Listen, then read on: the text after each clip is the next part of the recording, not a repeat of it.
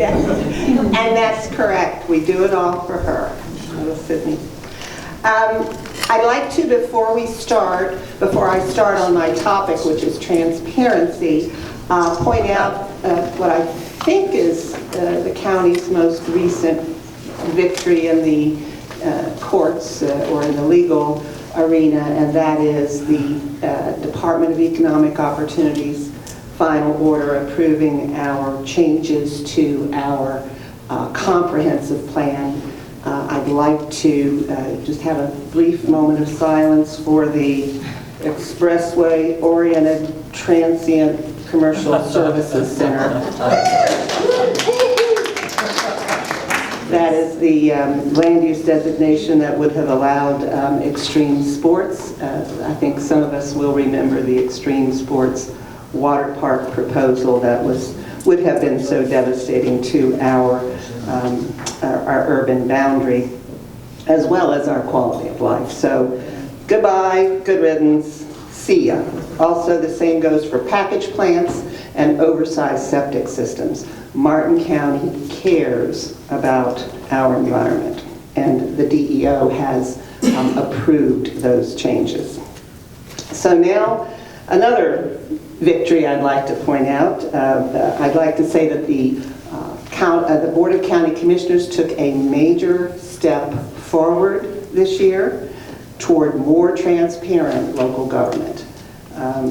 In approving the ordinance, which we refer to as the disclosure ordinance, requiring disclosure of development applicants, people who are applying for development. We now have an ordinance that requires who is asking to change our rules to tell us who they are. It's that simple. And the vital importance of this ordinance, I think, is very evident by the fact that development attorneys all over the county are complaining that this is the worst ordinance they've ever seen. Why do you suppose they say that? Take a look, and in your packet I've included a letter from the Realtor Association of Martin County, which is one of the opponents of our new disclosure ordinance, and your packet also includes the actual wording in the disclosure ordinance. But the ordinance provides that when you file an application for a development to develop land, if you are an LLC or a corporation or a partnership, you need to tell us who you are. Who is Langford Landing? Who is that? Who is Pitchford Landing? Who are these companies that are asking to change our rules and are in many cases devastating our neighborhoods and our communities, or at least attempting to do so? Under the new ordinance, the applicant must disclose the names and addresses of each and every natural person who has an interest in this development project. No more hiding behind LLCs and corporate names, or even worse, just having an agent identified who's usually an attorney. The Realtors Association of Martin County, leading the charge of the criticism, is concerned, and I highlighted for myself, I really want to read out to you this sentence as to why they think this is a terrible idea. And they say, after other criticisms, it's invasive, it's undue paperwork. More importantly, in instances where a development application is perceived as controversial and evokes an emotional reaction from the public, revealing such private information about the children of applicants, I don't know where that came from, and minority stakeholders in the proposal could subject them to an attack on their reputation or their person. If there are any developers here or any developer representatives, Let me tell you how you can avoid damaging your reputation or an attack on your person. It's real simple. Follow the rules and respect your neighbors. That simple.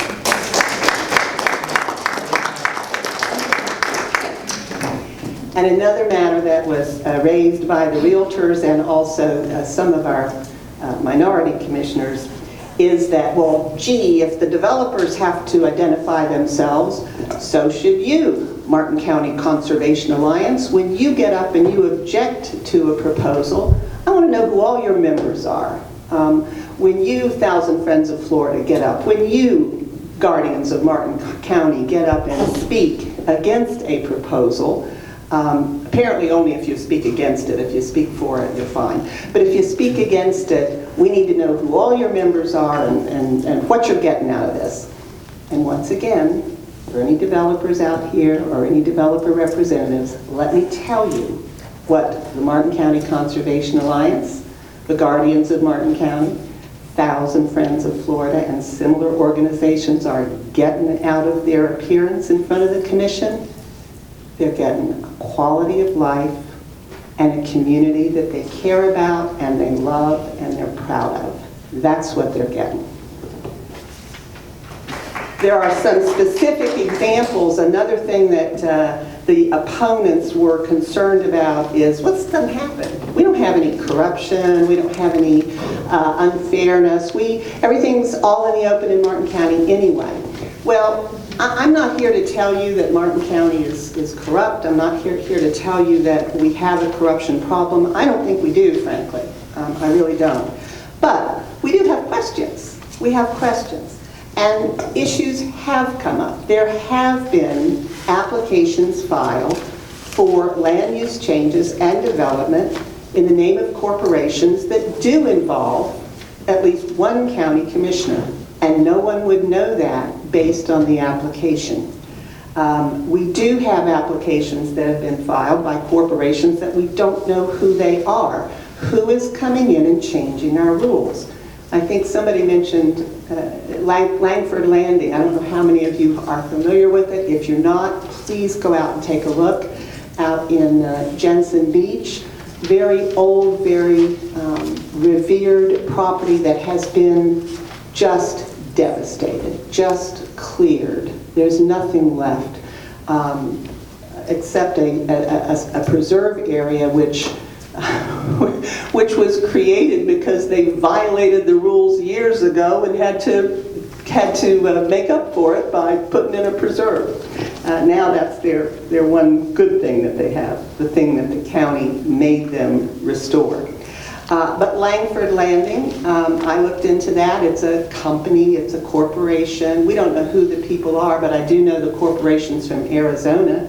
This is not a local developer. This is not one of your neighbors coming in and destroying your community.